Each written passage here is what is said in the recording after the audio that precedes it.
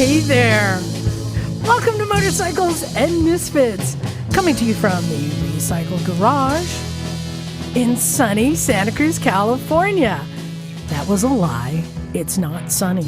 On my way over here, I saw the sun over the bay. It's not sunny, but that's okay because... It was very wavy yesterday. Because my heart is sunny, and that's all that matters, because I am wearing my Christmas present from Naked Jim. My new Evel Knievel outfit. What do you think? Looks so fast. Pretty amazing. Well, the last one got worn by a man sweating with no underwear, and I said, you can keep it. so I got a new one, so I'm happy about that. No, you can sweat in it with no underwear. Exactly. Hey, everyone. Welcome. This is our last recording of 2023. Another year down. But let's get to who is here. My steady and dependable cohort running the board, the one and only Stumpy John. Heidi ho, everybody. Stumpy John. All right. And we'll say reoccurring stunt misfit on the couch today, holding down the candy. It's Scotty. Hello. And you came here on your Vit Pillin. I can never remember. Something like that. Vit Pillin? Vit Pillin, yeah. Okay. I always think Pit Villain, like it's a snake in a quarry. No, it's less cool than that. And then over in Jim's seat, because Jim is having fun, it's the one and only Mrs. Stumpy. What? Did you mute her mic? Oh, I did. Wow. I wish I could do that at home. Say that again. Yes. Hello, everyone. There you go, Mrs. Stumpy. And, of course, we have a surprise misfit about to enter the room any second. But we have a whole bunch of misfits joining us. How many people do you see there, John? 12, 15. Wow. Hey, everyone. You want to give everyone a big hello? Hello. Hello. Yeah. Hello, Yeah. friends. I recognize. Hey, I know that one. Hey, we got Wendy and Mike there. Oh, yeah, I recognize a whole lot of these. Barry. Oh, who's wearing the Misfit shirt? Oh, somebody's on fire. Ah, Mike, well played, sir. Yeah, well played. absolutely. How to wear the uniform. Oh, yeah, Mike's got it. Yeah, okay, good. Love it. So this is the end of the year. We had a nice garage day. Jim and I thought no one would show up, so Jim brought over his Honda Ascot project that he's lost steam on. I said, you know what, bring it over. Let's work on it. No one's going to show up on New Year's Eve. Well, opened up at 11 o'clock, and at 11:01, people showed up. And we always say we like visitors, and we had a bunch of them. Dave brought his boys, I like to call the mob, Joey and Tony. Yeah, they were cool. Yeah, and they got a bunch of free gear. And then Peter showed up on his new to him EX500C. Fun. Sweet bike. And just nonstop. People coming by, hanging out. It was a fun day, but we didn't get anything done. Nothing done. But you know what? We did get rid of a bunch of gear. And we did a stupid thing. Well, it's been a while since the recycled tug and tow service has been in operation. As opposed to the rub and tug. No, this is the tug and tow that I used to do on the Trail 70 when somebody would break down.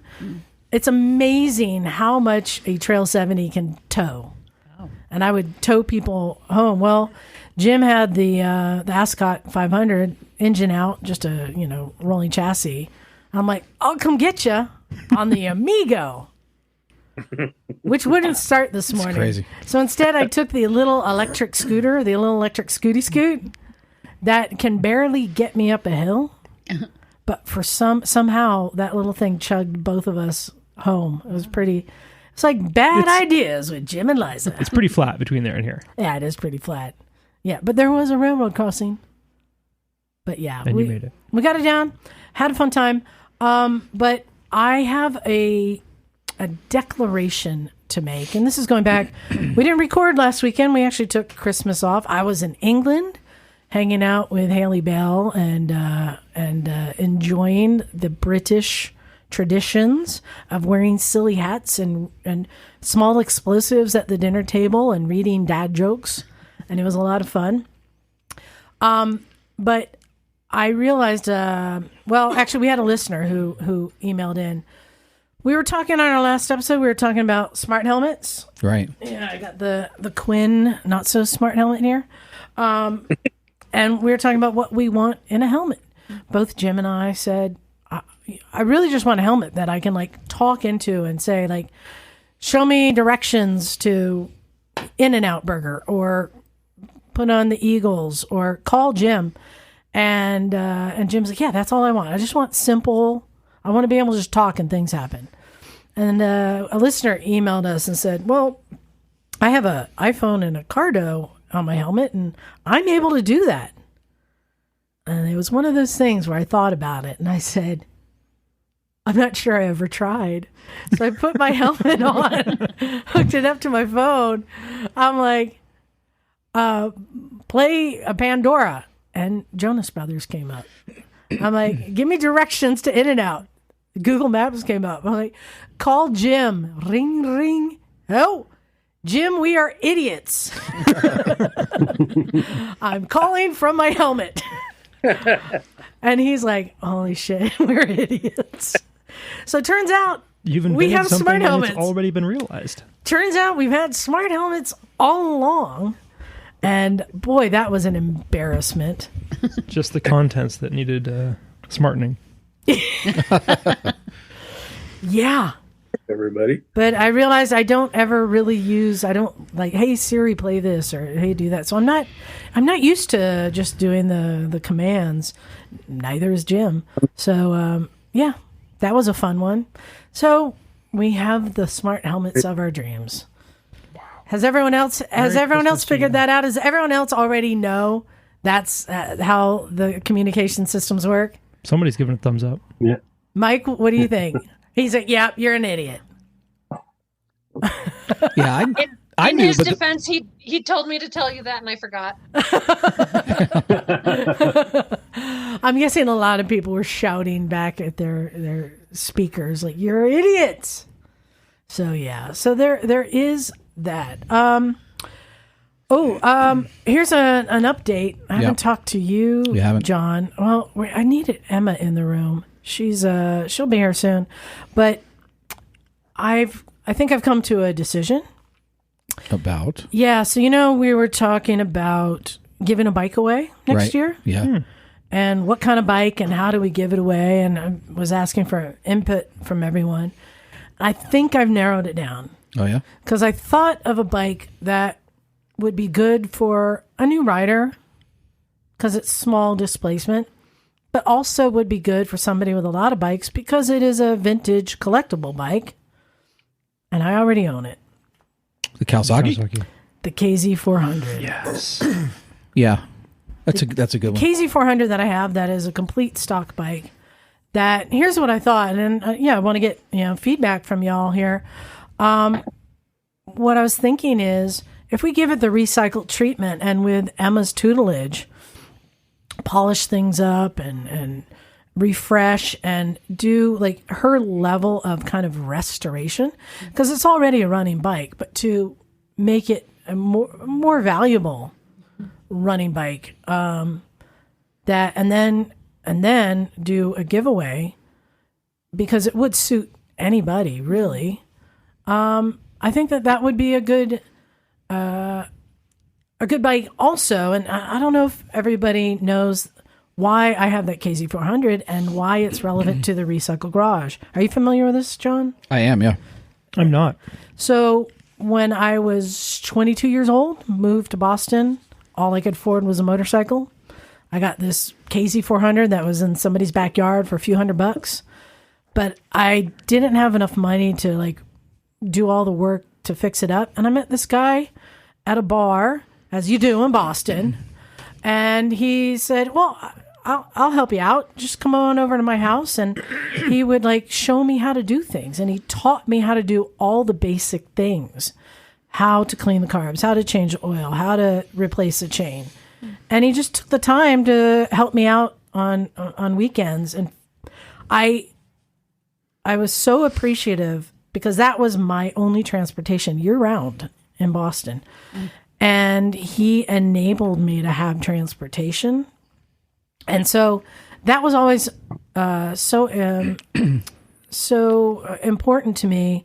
And that's why I said, I want to get another KZ400, because that was the bike that was really the impetus for the Recycle Garage and me wanting to turn around and help people, because I have the tools, and I have the friends, and I knew how much it meant to me. And now I've been able to help other people. So that's why I bought that KZ400, just stuck it in the back of the garage. I don't know. That feels like it's too close almost to give away.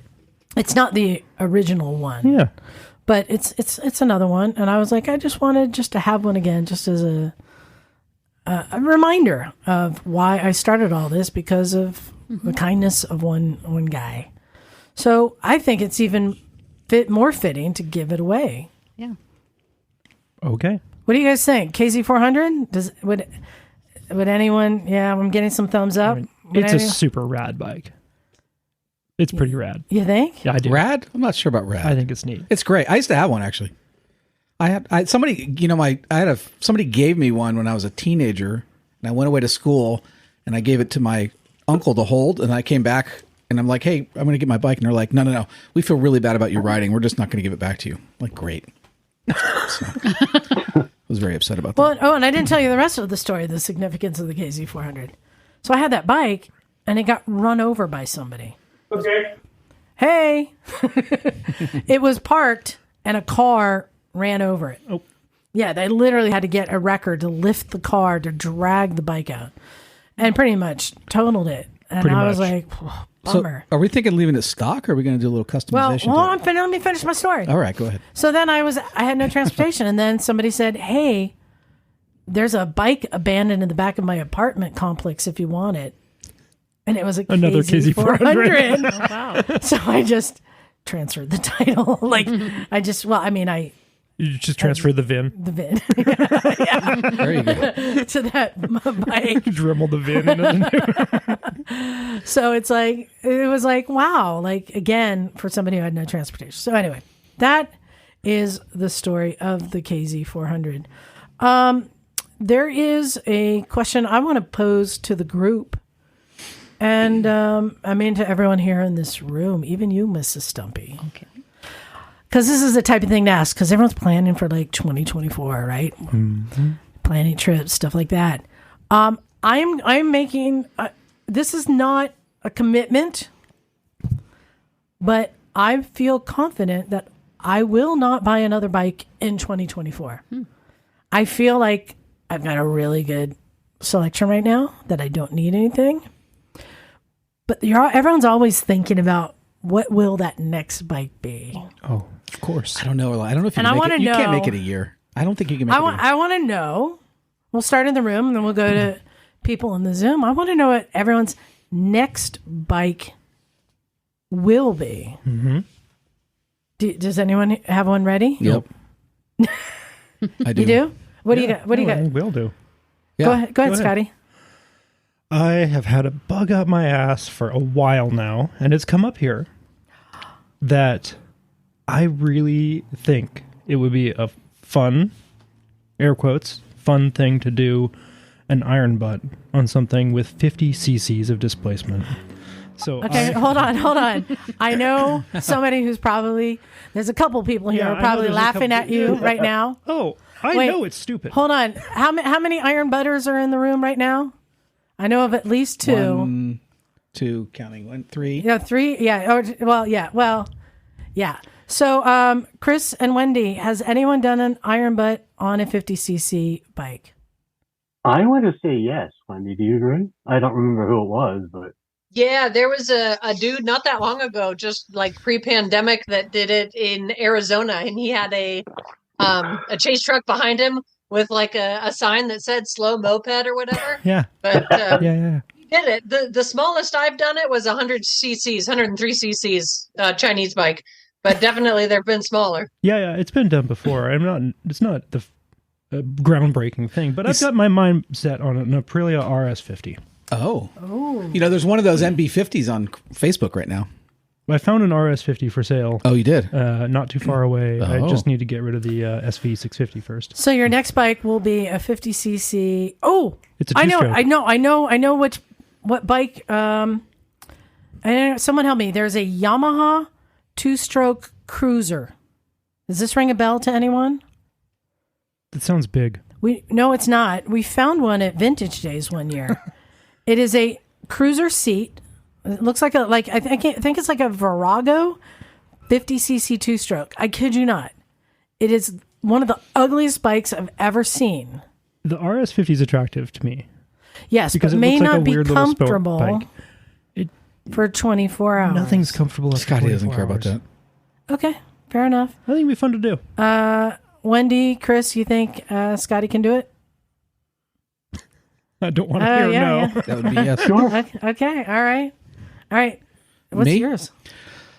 I'm thinking about the Husqvarna FE 350 or the 450 equivalent of a KTM. Dirt What? bike. Oh, okay. Dirt bike. Cool. Oh, why that? Because I think I'm going to be eventually ready to upgrade the DRZ to something newer. That'd be a great upgrade. What about the Yeah. SWM? What's that? It's a Husqvarna. It's older technology. If I'm going to spend the money, I'd rather just spend a couple thousand more and get a newer one. All right. Mrs. Stumpy, do you approve of that purchase? I don't think I have an opinion on that. The opinion would be yes. Mrs. Stumpy, do you count that as your next bike? Well, No. Okay.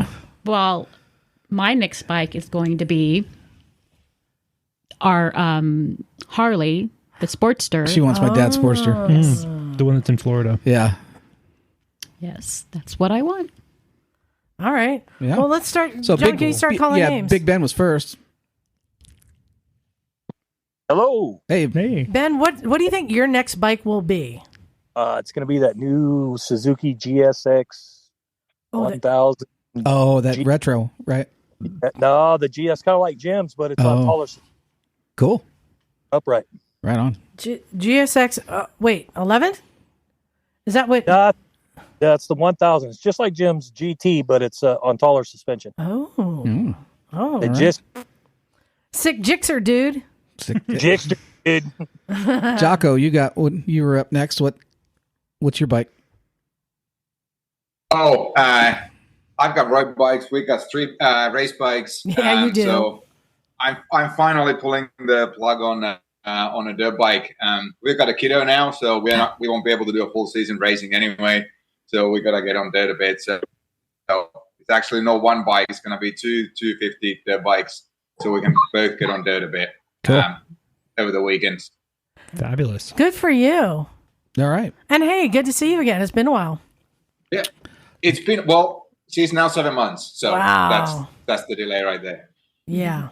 Right on. Johnny Powell. Oh, hey.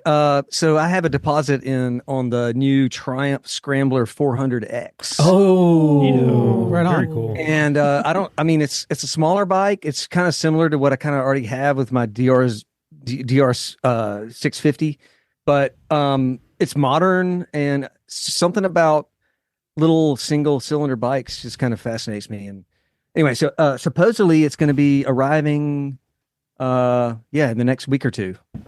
Oh, that's great. What color did you get? Oh, happy New I got Year the to you. black with silver. Nice. Great. Nice. I mean, the green, the kind of camo looking green one, that seems to be the popular color, but I don't know. I just wanted to try something. I feel like it's been well established that silver is the best color. So nicely done. Awesome. Chuck, what's your next bike? I've got an Energica Xperia arriving on Tuesday. Ooh-wee. Tuesday, like the day after tomorrow? Yep. Wow. I've been working on getting that bought for a month now and having it shipped from California to Alabama. Wow. That'll be a great. That's fun awesome. time. And Mike Williams. So my probable next bike is going to be a Moto Guzzi V85 TT. My wife is in the job search right now, and two of the places she's looking are right next to Moto Guzzi dealers. So that's the next possibility. And most importantly, I have standing permission to buy one as soon as we settle. Right on. That's great permission. So we have Miss Emma back with us. Hello, darlings. So, Miss Emma, the question is, Yes. what would be your next bike purchase? Oh, God, I am the luckiest gal in the world, and I shall tell you why. I'm exactly where I need to be right now with my bikes. Because you all know I've got Rufus, and Rufus is the absolute love of my life. I will never get rid of that bike. 1994 Suzuki RF 900. It's a short-stroke Gixxer engine and this crazy bodywork that was only like a 2-year bike. So I've got that. I've got the Superglide. I've got a bunch of ancient British bikes. I can't think what I'd buy. I know you got another bike. Yeah, but that's the I know. last bike, I not the know next bike. you just got another bike. What? No, I just restored another bike. No. Did you not just buy one during a dinner? I know you just bought another bike. Well, yeah. No, but there's always... All right, okay, so here's the thing. But that doesn't count. No, the thing is with British bikes is they're like... doesn't count 'cause it's British. No, they're like cats. You either have one or multiples, and I've already got multiples. So I was at... See, I'm going to start name-dropping now. It make me sound like I'm important. So... over the years, I've done a lot of work for the Talbot Museum, which is one of the 2 big motorcycle museums here in California. Mm-hmm. And Rob has had a one-owner 1971 BSA Lightning. Oh, nice. In the original Tangerine with a grey frame. Wild-looking bike. Absolutely wild-looking bike. And I've been after that bike for the last 10 years. Anyway, he got drunk and he finally said, yeah, I'll sell it to you for what I paid for it, which is great. So I am now, just to add to the collection, it can go with a Triumph Trident and the Tiger Cub and God knows what else is. Is it restored or original still? No, it's original. Okay. It's not pretty. It's running though, right? No, it hasn't run in 20 years. That doesn't matter. You know, that's what I do. But it's only done 8,000 miles from you. So it's a pretty bike. But I want to give you a proper answer. If I was actually to go out and buy my next bike. Can we turn this around instead? Of what? Can we ask people to make suggestions? Well, we got of one what more bike. Here that We'll do that, and then I want people to make suggestions of what bike they think Emma needs. There you go. All right, there you go. Challenge. So let's finish. So first, Howardian? Ian. It's Ian Vanek. That's right. Ian, Hey, so how this are is a you, boat. darling? I'm good. I'm here in Olympia, Washington. It's very foggy and beautiful. Y'all are. I want to What? thank you for giving me such great reading material for my bath. Oh, you're sweet. Because where I'm taken in the winter time to taking very, very hot baths, and I languish in them for an hour or so until I get very, very dizzy. You've done a podcast from your bath. I have done a podcast from my bath before, and my current go-to book is Puppy Dog Ice Cream. Oh, you're sweet. Thank you. I'll send you more books in the mail. Ian Vanek. You gave it to me at the one show, you loony. I remember. I'll I'll mail you different books. That's what I'm saying. I'll send you some other nice reading material. Oh, thank you, darling. Because I'm so thankful for you. We love you here at my house. My answer to your question is both a suggestion for Emma and I'll take I'm it. an off-road enthusiast, but my suggestion is a Triumph 250 dirt bike. They just came out with this year. I mean, I tell you what. But they're just motocross right now, right? They're not. They're entering Supercross. They have to be for sale. They must be for sale. But they're not plated yet, are they? You can't plate it. No, Yeah, I suggest you get a dirt bike. That's. But that would I also be like the answer to idea my- of tearing a Polyster on a Triumph. That sounds fun. Everyone needs a dirt bike in their arsenal. So That's Beta true. is the other one I would mention in that conversation. They're both entering Supercross, which means they both have to be for sale on the marketplace, which means anyone looking at dirt bikes right now, think about Beta and Triumph. I can't afford to go that route. I'm fixing up a CR80. This is my next bike right here. Didn't I see that Ducati's getting into that? Yeah, too? I heard that too. Yeah. Yep. That's right. Yeah, that would be in a few years. But Beta and Triumph are on board. They're Hold on. Colt Nichols is Triumph's rider. Isn't it And Beta? Ricky Carmichael is Yeah, it's Beta. Beta. Yeah, Beta. I heard someone else say Beta, and I never know. Is it Spanish? Sí. Yes. Beta. All right. Okay. Okay, so the question was, is what motorcycle should be Emma's next? I've just thought of something, not about motorbikes, but when you finally accept and conquer all the challenges your Spanish dirt bike can give you, you become a master beta. Nice. Yeah. Thank you. I see what you did there. I know what I did.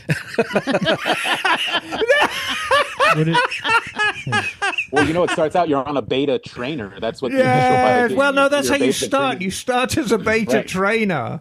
It's true. And then you become a master. Yeah, well. Yeah, there you go. All the things. All right. I'm going to suggest that, because I don't think you've owned one yet. Yes. But you've praised how great this bike is. You need to put up or shut up and get a DR650. They are great.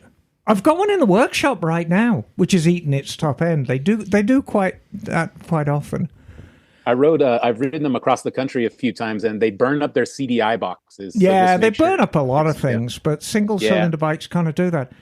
I'm actually going to make a confession in front of everybody in this room and everybody on the screen. Oh, no, they can already see your underpants. The camera's right in front of you. I just took your picture, Liza. I am very, very, very taken with Liza's Nikon. Like, really taken with it. Oh, wow. The Abomination? The abdominal sleet man. Yeah, I'm really taken with it. Wow. Was it Because it kind of ticks all the boxes for me, because it's quick, it's good at what it does, it's quite peculiar looking, but you can't actually argue that it's a shit bike. And that's the thing with Rufus. As goofy looking as Rufus is, you can't argue it's a bad bike, because it isn't. It's a really good bike dressed up in very, very weird clothes. And your Nikon's kind of the same way. I know it's a trikey, and I haven't had a trikey since I was a toddler. I'll admit that it's a bike that I feel like I could grow old with. You are old already, That's darling. true. Yeah. I think that's a prerequisite. Okay, Chris. So I think I've heard Miss Emma talk about wanting a GT550 or Water Buffalo again. Yeah, I think how that could be about that that? bike. God. 2 strokes, 2 smokes. Oh, Emma, now that you're here, I was Yes, trying darling. to bring up, because Scotty wants to do an iron butt on a 50cc. Do you remember the Yamaha Cruiser 50cc two-stroke bike? Yes. What is it? Well, wait a minute. I don't think Yamaha did it. I think Suzuki Nope. did it. No, it was a Yamaha. A cruiser. Cruiser. Because Suzuki did the OR50. And I think that's the one you're thinking of. No, the Yamaha one, and it had the where the passenger seat would be. Instead, had a little door and a little God, hatch. I remember it. Do you remember that? It was the weirdest I place to don't put a remember little the storage thing. designation, but look it up. Yeah, I'm looking at it. You should also look up Suzuki OR50. Yeah, that's motorcycle shaped. That is a motorbike. All right, so Water Buffalo. Yeah, and I mean, but I'll tell you what, Christoph, they're getting quite expensive now. I They mean, are. I don't know what the going rate is out there in rest of America land, but here in California, a good Water Buffalo is probably 10,000, a good one. And then the air-cooled ones, a 380 or a 550, aren't far behind. I mean, it's getting chunky money. Mm-hmm. You know, yeah. All right, Jocko. Is that Jocko's Oh modern man, life? don't go for trikes yet, Emma. You're too No, young come for that. Liza's the old one in the room, right? So I would definitely say, like, if somebody can keep those old Rocket 3s, remember the Rocket 3s that have Roman numerals like 2004, 2005? Yes. Like, why go small when you're going big? Yes. And what I've heard, not many people can keep those ones on road. It's true. Because, I mean, they made great power from day one, but the chassis wasn't great on the early ones. And some of the... oh, yeah, there it is. Look at that weird... Yamaha RX-50. It's an RX. Adorable. Somebody, one of Phil's guys bought one at Vintage Days for like $200 a couple of years ago. But, you know, didn't we broach the subject about doing an iron butt on a 50 Because an iron butt means you have to do 1,000 miles in how long? 24 hours. 24 hours. That's the smallest requirement, yeah. I don't think you could do it on a 50. Oh, no. The iron butt people already said It's that been you can. done. Yeah, it's been done. It has been done. Yeah. Yeah. Wow. The pros already gave the thumbs up. Okay. Very good. If it can be done, it can be done. Who's got another bike suggestion for Emma's next bike? Nobody? Going? Gone. You see, and I'll tell you why that is. Because people know that with Rufus, I'm in hog heaven. How could I ever get rid of Rufus? Well, now I'm going to tell you which one of those suggestions I like the best. Is? The Triumph dirt bike. Yeah, a dirt bike of some type. You know, I need to get back into dirt biking. So, for those of you who follow our lovely little podcast... Get back into dirt biking? Well, no, hang on. Because for those of you that follow this regularly, about 3 or 4 years ago now, me and Liza went down south and did the Honda dirt bike training. And I really got into it. And I think I was quite a lot better at it than I thought I would be, considering it's so opposite. I mean, all through my life, I've always ridden street, and I've really had no interest in dirt at all. But I had a thoroughly agreeable time. And I fell off the bike a couple of times, but unlike falling off on asphalt, which hurts, you know, you fall off in dirt and it doesn't hurt. You just pick yourself up and off you go. So I imagine that if you got the dirt bike, that you may not actually ever use it in the dirt, but just have it as like a future museum piece, you know, the Triumph dirt bike. It's significant. Yeah, no, I think it might be too capable as a bike. And I've seen them, and I think if you look at the 400s, the kind of dual sport ones, they obviously look like Triumphs. But the dirt bike, the actual dedicated dirt bike, it looks like any other dirt bike. I mean, I think the fact that it's a Triumph is largely academic. There's a couple more suggestions here. A Kawasaki Super Sherpa from Johnny Powell. Super Sherpa. And Wendy wants you to get a Rokon. Oh, Wendy's right. A Rokon's a good two-wheel drive. Mm-hmm. Well, I have one more suggestion. Wendy, that's from Sam. That's a Christini two-wheel drive. I don't know that. Oh, bike. Christini, the that's a dirt bike, Christini. yeah. That's right. And they make very nice cakes as well. I have one more suggestion, and I'm going to bet with raspberry filling. I'm going to bet that if this presented itself as an option, yes, that you would not be able to resist. I've been telling you should get a scooter to get back and forth from your house, which is not far from the shop. Fuji Rabbit. If we could find a Benelli dong. Oh, God, yeah. Yeah. Absolutely, in a heartbeat. Actually, I've been often thinking about that commute because I've got this V8 wrecker truck, which I adore, like all my vehicles, but it guzzles fuel like it's going out of fashion because it's got the aerodynamics of a house. It's like pushing a house down the road. So Dave said he's got a TC90. Oh, yeah, that's a great little bike. And we can reignite the dual range transmission argument. That's what he said. Yeah. Mm-hmm. TC90, little Suzuki.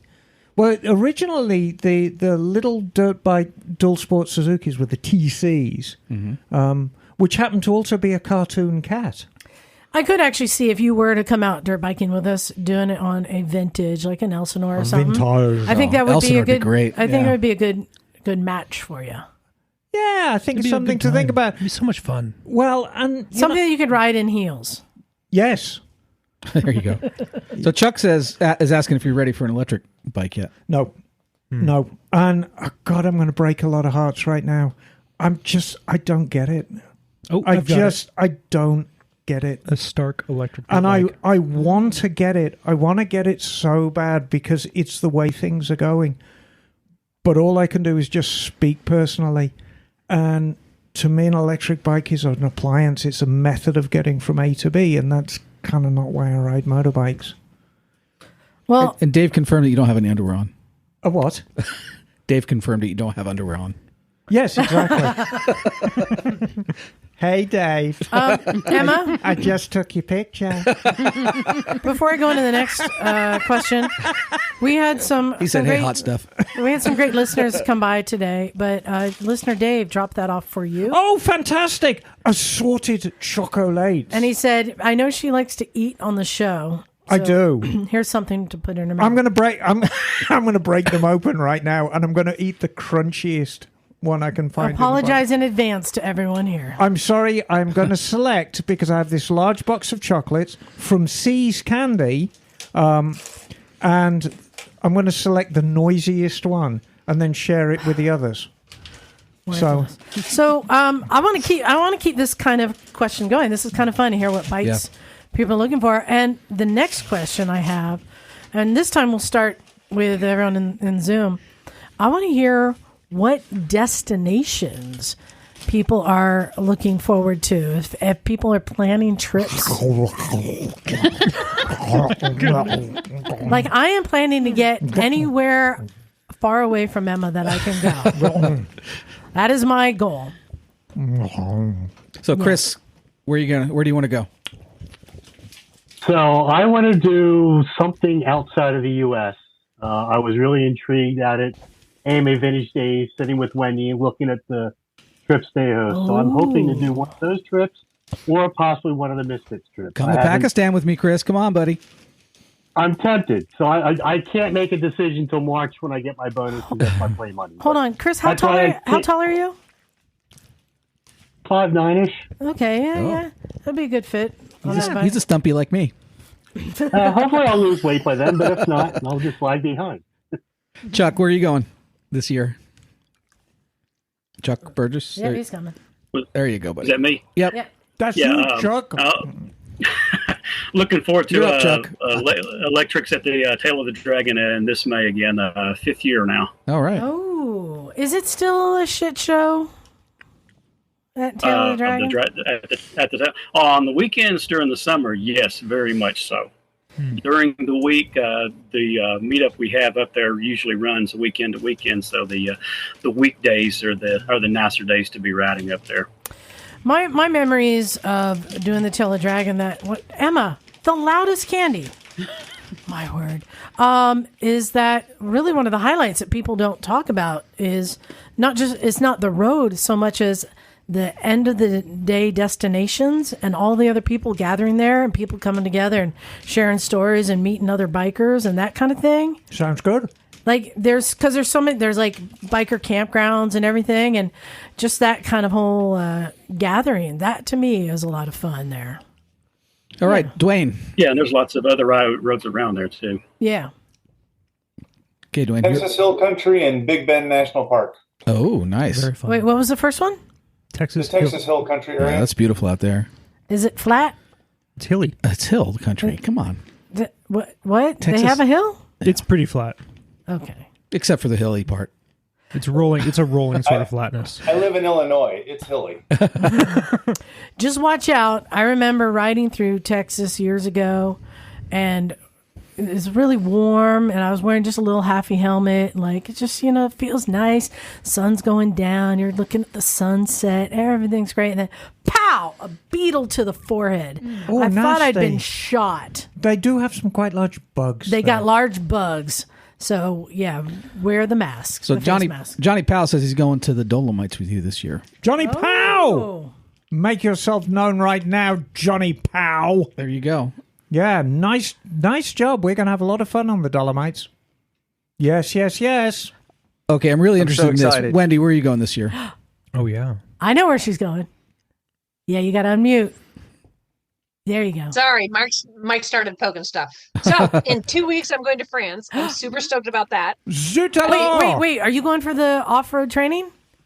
I'm doing some stuff with Vintage Rides there in a couple of weeks, so that'll be cool. Nice. So cool. End of the year, I'm going to Australia, so that's going to be cool. But what I'm most excited about is I'm dragging Liza to Peru, and that's going to be amazing. Yeah, we're going to Peru together. That's with going to be Vintage Rides. great.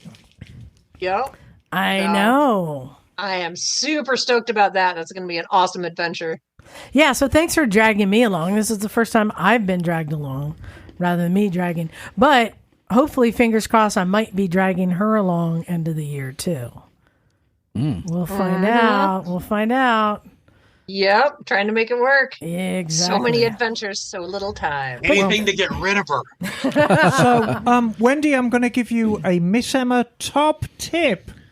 Liza is very, very easy company. Far easier than you might actually think. Because, it's easy to think Liza's a little bit difficult, but she's not. She's very easy company on a trip. But she will insist on recording podcasts very late at night in your room. So, and we are going to be roommates. So right. So be prepared. Be interesting. Be prepared to record an interview at 11 o'clock or later at night, no matter what time you're getting up in the morning. All right. So, and I just wanted to say, the reason I wanted to hear this from people is I actually haven't done that much riding in other countries.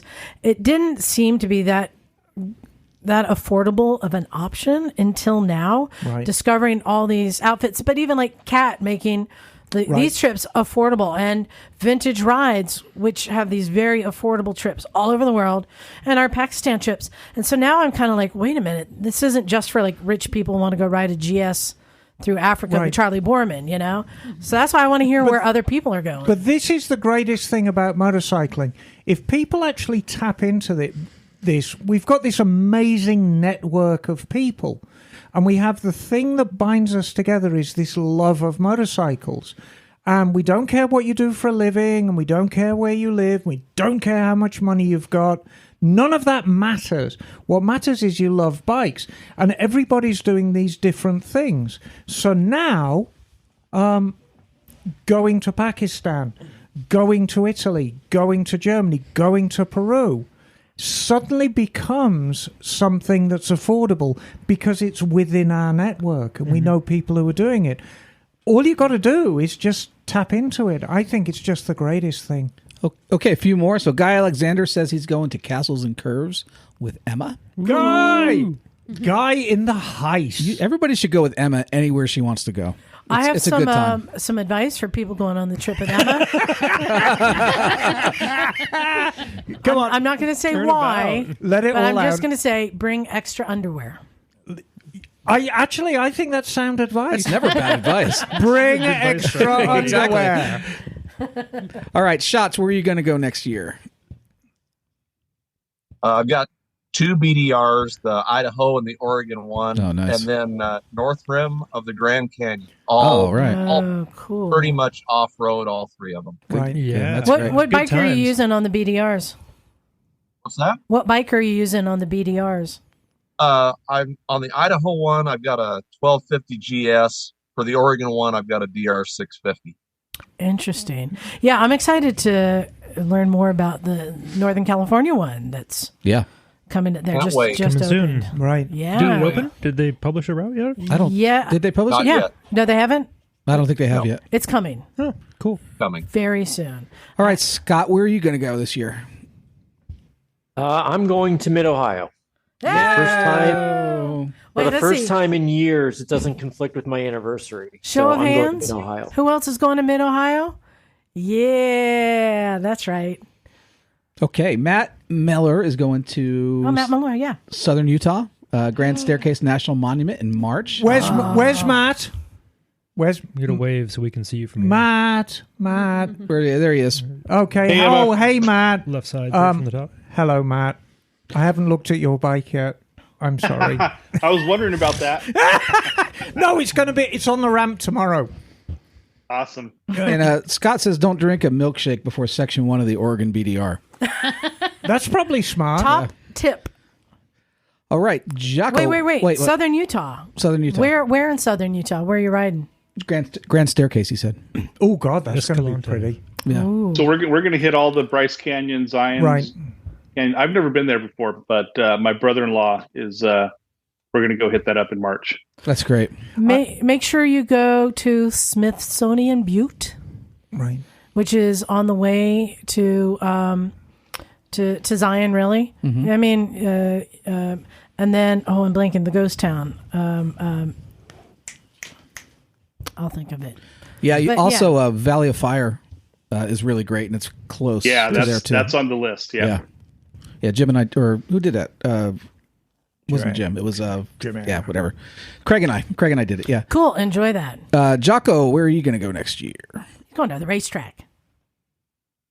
Well, actually, so I'm actually super lucky. I have friends who plan our trips, so I only ask whether it's going to rain or snow or if it's going to be 100 degrees. So those are the long distance rides. But you're actually spot on, Liza. Button Willow Raceway is paving a new track as we speak. Oh, really? Sonoma Raceway is laying down new asphalt as well. That's about 10 years too late. Wow. But those other places I'm looking forward to going to this year.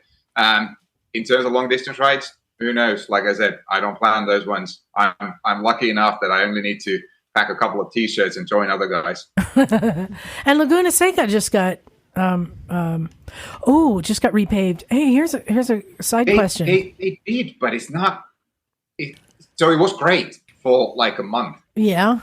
It already has seams. It already has some race edges. It already has tar snakes because they had to repair it. So It's a bit of a shame. I don't know what happened there, but it's not as good as, frankly, it was before the repair, if you ask me. Jocko, let me ask you, is it a rumor or more than a rumor that they may be adding a second American location for MotoGP?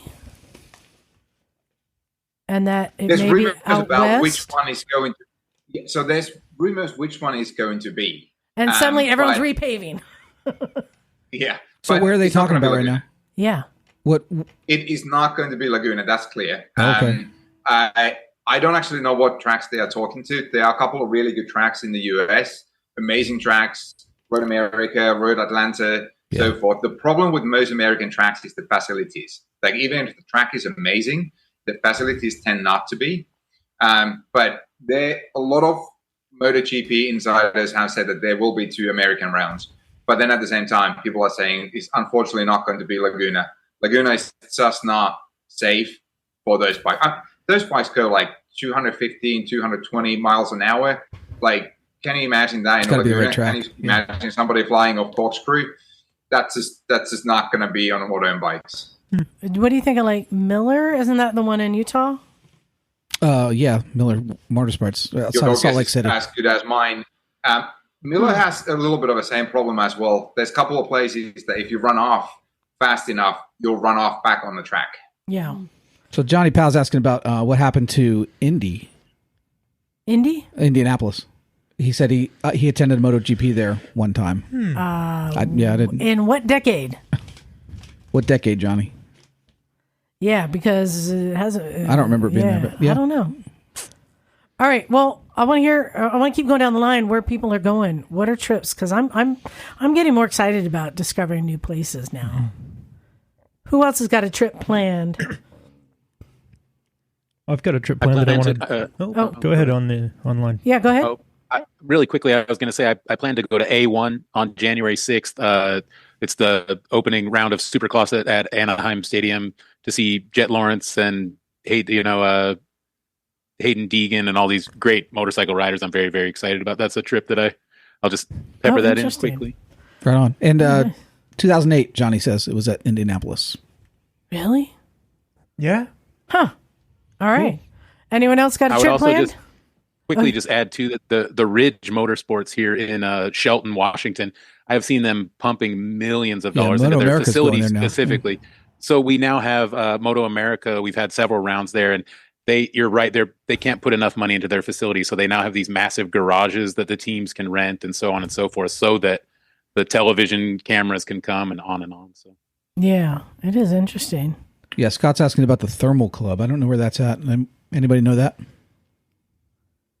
The Thermal Club? Yeah, he said they're throwing money around. That's a private club. It's a new club. I think it's in Arizona or somewhere. Oh, really? In that area. It's one of those private clubs where you can like buy a house on the track and buy a garage and so forth. Yeah. It's a pretty cool place, but it's not going to be FIMA spec. So that's not probably going to be either. I'm as curious as anybody else. It sounds really cool to have 2 rounds of MotoGP in the US. Rumors are pretty wild, but I think it will come down to the specs. the specs are pretty easy to read. If you go to and read FIM specs for the racetracks, you can figure out which tracks just flat out cannot make it. What about Daytona? Is anybody talking about that? Jocko? Isn't that just going a circle? No, it doesn't. They have an all infield. Daytona doesn't. Nobody does big bikes in Daytona anymore. They don't even do leader bikes, like stock bikes. Yeah, they just run 600s. It's just too dangerous on the banking. Yeah. It's just crazy. Scotty, where'd you say you're going to be going? Well, I've got so much fun stuff planned for next year. But one of the things is I'm hoping to drag you, Liza, up to the Sierra Buttes for some off-road good times. Oh. I think that'll be really fun. Well, we're going to the Mojave in January. You're going to the Mojave in January? That'll be fun. Any of you can come? Ooh, well, if Emma gets that dirt bike, we can bring her. There you go. I better get looking. Yeah. I'm also, all right. So, and last chance. I'm also super excited for a trip to Mongolia. Oh, that's right. You're doing on a Vespa, right? I want to hear. What are you doing it on? Yeah. So it's a group called the Adventurists that run tours all over the world, and this one's called the Monkey Run. I hear they have good barbecues. Not the monkey. Monkey. I'll let you know. Yeah. So I'm real stoked on going to Mongolia in July. That's great. Ooh. Wow. All right. Well, I have the next question. Oh. And this one may cause a little bit of a debate. Again, I tried to come up with things that we could hear from everybody. There is no right or wrong answer, but every answer can be argued. Yes. I know. So, Emma, I had asked you not too long ago. What do you think is the golden age of motorcycles? Yeah. And you had right away an answer. Yes. What do you think is the golden age of motorcycles? Golden age of motorcycles was the 70s, late 70s. Why? Because when you rode a motorcycle in the 70s... Wait, are you talking about your wooden spoked bike in the 1870s? Yes, that's right. Yeah, okay. That's right. The steam-powered one, the one with a little monkey. The reason why, to me, the 70s was such a halcyon time...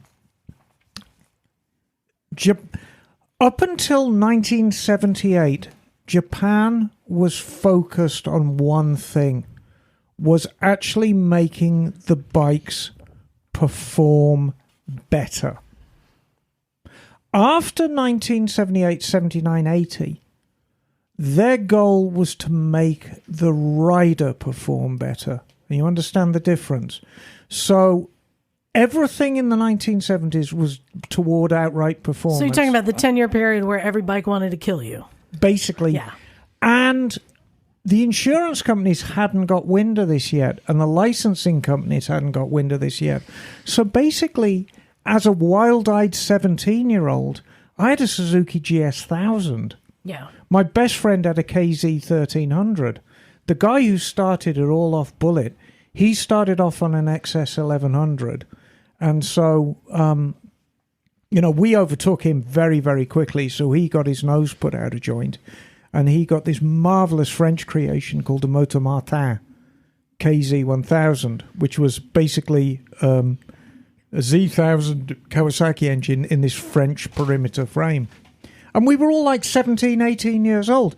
And we had access to this just incredible machinery that could easily do 140 miles an hour, but would kill you if you looked at it wrong. How did you not die? I have no idea. And a lot of us did, but a lot of us made it through. It's just... I think it was a really good time to be young, just not in motorbikes. I'm seeing a lot of grey hair looking back at me on the screen, and I defy anybody who was post-puberty in the late 70s to say they did not have a good time. It was just a real good time to be alive. That period from 76 to 79, 80, it was a wild ride. Do I have anybody who's going to disagree with me on that who was around? Now, hold on. Yes, I want to know if anyone disagrees, but here's the game. Change Emma's mind. who has a different era that they think is a golden age, and can you convince her to change her mind? Anyone want to take a shot at that? Because she's a stubborn old goat. All right, I'll give it a try. Let me try first. All right. I actually sort of agree with you, but I would probably go from 75 to 85 because you're starting to get into better suspensions, and you're getting some of the more iconic bikes, the Interceptor, the GPZs, started coming out at that point too. Babbling from the sickbed. That's all that is. Babbling from the sickbed. So you keep a straight face and you expect me to listen to ramblings from a lunatic. Honestly. I think that a lot of the things you're talking about, Emma, of having super powerful bikes that are widely available and achievable by people who are not old enough to make smart decisions yet. Mm-hmm. Right? That's what we're talking about. Yeah, basically. And that's what makes it golden, right? The golden age is the death trap period. Yeah, the death trap period. And we are just entering the next death trap period. I think we're coming into the next death trap period. Did you know that was what my answer is? No, but you're right. And and I think that because I was out for a walk a few weeks ago and I passed by two high schools. Both high schools had bike racks crammed with e-moped cargo bike things that are like the first gateway drug entry to motorcycles for a lot of kids currently. And we've seen that crazy thing Knock was kooking around on today. Oh, his electric pit bike. His It's electric stupid. It goes 57 miles per hour. Homemade electric pit bike with enough suspension for a 20-pound dog. Both John and I, when we sit on it, just bottomed out, went straight to the ground. And it goes like almost 60 miles an hour. Full death trap. And the brakes are terrible. So let me join you on this, not because of a Chinese pit bike. Here's why I think we are about to enter the golden age. And for me, it's going to be the golden age because what do you call it? Like entry and right to entry. What's that phrase? Barrier to entry? Yeah, barrier to entry is coming down. Let me tell you this. Yeah. Have you heard about so we already know that Honda's got the DCT, right? A clutchless bike. A lot of young people have never driven stick. Mm-hmm. So having a clutch is barrier to entry. Do you know about Honda's new e-clutch? This is an apparatus that can be affixed to a clutch bike, kind of like a Recluse, and turn it into a clutchless bike. So not only do they have the DCT, their new e-clutch is going to be available that you can modify any bike to a clutchless. Then you also have, it was KTM is working on a centrifugal clutch and auto shift range for a bunch of big twins. So clutches are starting to go away. And then the other big one, did you guys see about this announcement? The Kawasaki announces a new hybrid motorcycle. Yeah, I saw that. Mm-hmm. Let me tell you, and this is why I think this is golden age. So they announced this new hybrid motor. It looks like a Ninja kind of bike. It's a 451cc parallel twin, water-cooled 4-stroke engine, okay? But its performance, it has the power of a 650 to 700cc class vehicle with the instantaneous acceleration of a 1000cc class super sport model. But it also has the unparalleled fuel economy compared to a 250cc class machine. You can switch between modes. You can make it exactly what you want it to be. Eco death trap. I love it. But that to me is far more interesting than a purely electric bike because it's still going to give you a visceral sensation of having this internal combustion engine And range. underneath you. Yeah. Well, and I didn't even talk about electric. We know that it's coming. But Honda announced that they are investing $3.1 billion with a B over 10 years to maximize sales of electric motorcycles. 3.1 billion what? They're euros. They're investing Euros. 3.1 billion euros. And they're not looking at big displacement. They're looking more at small displacement. Right, rates, and that, I think that's... which is to bring even more people onto two wheels. Right, and I think that is going to represent a lot of the future of electric I think we are propulsion. coming into the golden age, but I want to hear what other Okay, people think. Wendy, you're up. So I would tend to agree that the 80s, and I'm going to say like late 80s to early 90s, brought some really cool stuff just because companies were not afraid to innovate and experiment. And so we had like the XRs with the carbon a half, and then, like the Yamaha GTS, and there was all sorts of interesting stuff. Rippers. Just throwing things out there, seeing what stuck. But if I had to pick one era for me personally, it would be like 1920s. Quite right then. Like it's just like we just have this kind of new technology. It's really just getting rolling, and people could go out and have crazy adventures like really are not available to us in the world anymore. There's no wide open nothingness quite to the same degree that they had at that time, when there were not paved roads, there were not maps of whatever dirt trails they were going to be following. There were no bike shops. I mean, they picked something and they went and they made it happen. And like, that is the spirit I would like motorcycling and adventure. I would like to add to Wendy's pitch also, because that was at a time when women were in motorcycling. They didn't drop out of motorcycling until like the 30s, 40s. But back then, women and men enjoyed motorcycling together.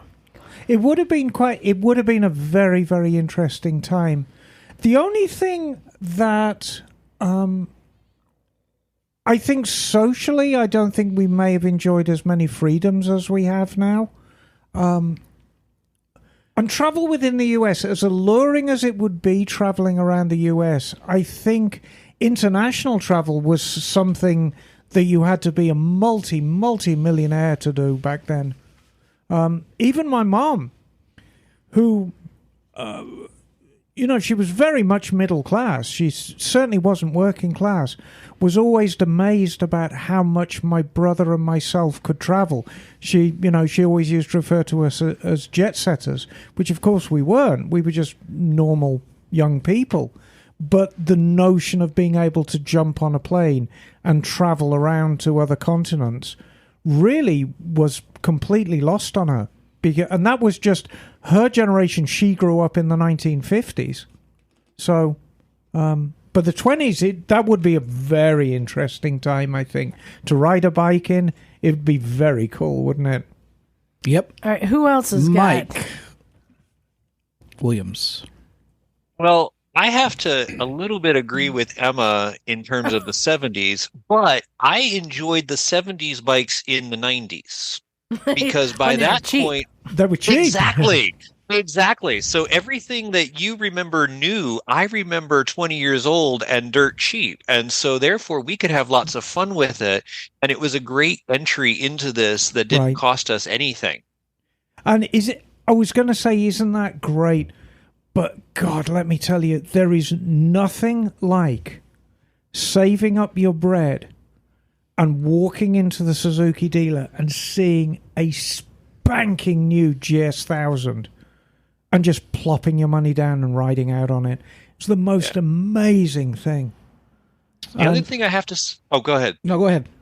No, you're absolutely right. Like, the new bike is an amazing experience. The first time you sit down on a bike that only you have ever ridden is just an amazing thing. That was the first bike I ever did that was a Kawasaki Ninja, and that was the pride of ownership in that for me, even though it wasn't anything fancy, for me it was so cool that I was able to do it myself. Right. Great. Ian, what do you got? Hey, to me, there's the answer to this question is simple. There's like regulation and technology have this like statistical curve, and they meet each other, in my opinion, in like 1997, where the power of the bikes versus the EPA were like right at a sweet moment. They're moving their fastest around 97 to 2000 with the CR500 and things like that. And the other thing I wanted to add was a callback to Liza's answer, which was I sent an email, it's got to be many years ago now, asking about a hybrid motorcycle, gas over electric. and was quickly poo-pooed for space on the chassis. And I wondered what Emma would think about that today and how Kawasaki solved that issue. Well, to me, the signs of someone of intelligence is their ability to change opinion and not be hidebound. Technology is changing all the time, and battery technology is changing, propulsion technology is changing, and an answer that was true maybe 10 years ago may be untrue now. Real estate is always going to be a premium on a motorcycle. And it's not just physical size, it's weight as well. Anybody who's ridden a very, very high-performance electric motorcycle, the first thing you notice when you get on is just how damn heavy and unwieldy they are. They weigh an absolute ton. Of course, it's battery technology. But that's getting better all the time. Kawasaki have an advantage over the other four manufacturers because they're the largest of the four by far. So they have this enormous financial clout. And, of course, they've got these tentacles that reach into other areas of technology that they can pluck from. And Kawasaki makes some very, very nice aircraft. And I suspect a lot of the technology that's in that hybrid bike is lightweight technology that has been stolen from the aircraft division. Scotty, I mean, you work in this electric industry. What do you think?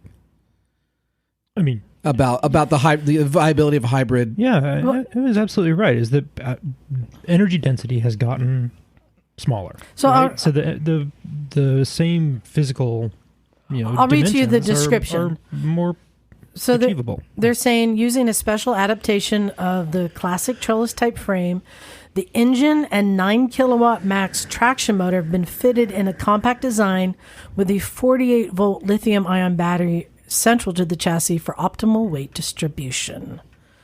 So yeah, they're packing it all in. Yeah, and it's 2 cylinders parallel, right? Yes. Yeah. I'll tell you, Emma, put the battery where the other cylinder ought to be. I'll tell you, when I get a new bike, I always go, where the heck did they put the spark plugs? Because now you can't find them. Yes. Hunt the sparkling plug. Mm-hmm. All right, Dave, you're up. When is the golden age of motorcycling? I'm not going to give you a direct answer there, but I think one of the things we've danced around a little bit is, whether we're talking about the 20s or the late 70s or the mid 80s, early 90s.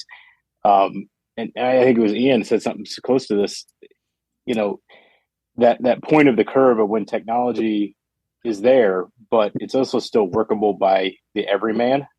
And although I like a lot of the, vastness that Wendy alluded to, that's coming up, the no frontier of maybe the new technology, it's all being hindered and stifled right now. You can't work on the bike, you ruin it. Or you ruin your warranty, or they'll brick it for you. Well, right to repair is a whole thing right now. And I think that's where we are with a lot of these inexpensive electric things, where there's, it's a free for all. Onyx, don't forget to eat. Onyx, eat your Brussels sprouts. But I think hearing what Knock was doing today, I know that's how I heard it on the show. Like that's a great example of where, if there is going to be another golden age, that's where it's going to come from. The everyman in the garage figuring it out, and not some company telling 6 billion people what they're going to do. Right.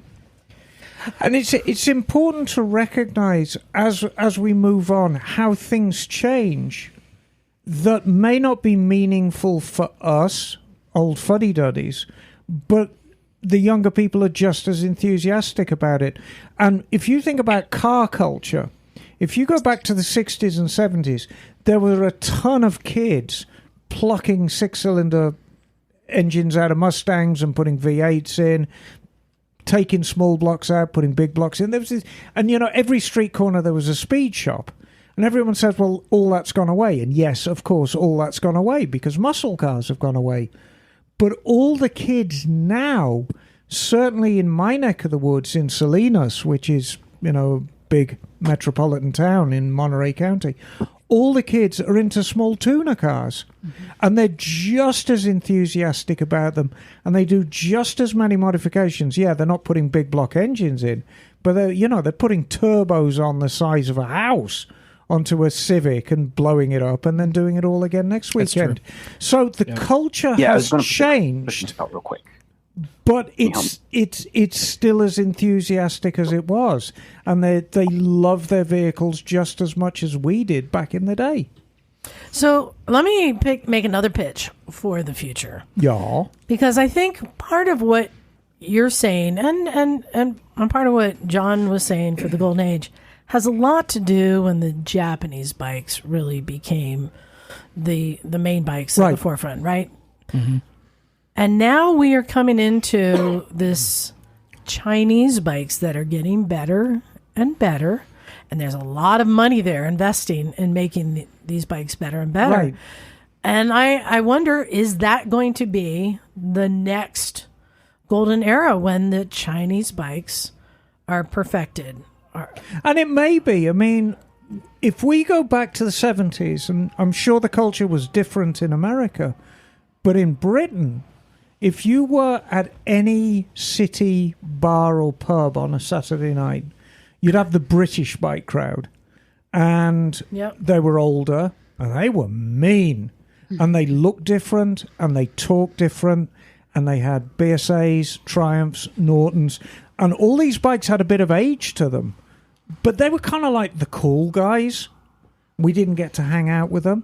And then everyone who was riding the Japanese bikes looked very different, acted very different, a lot younger, and had these really high-performance Japanese bikes.